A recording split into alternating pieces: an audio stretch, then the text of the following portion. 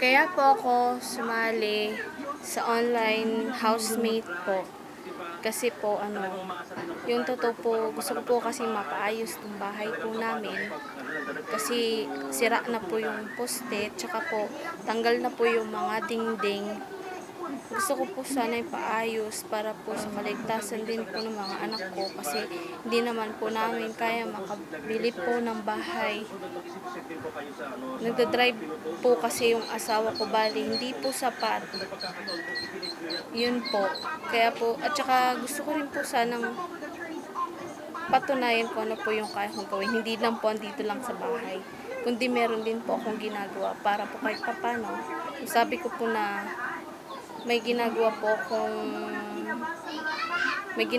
akong paraan kahit po papaano para po sa amin.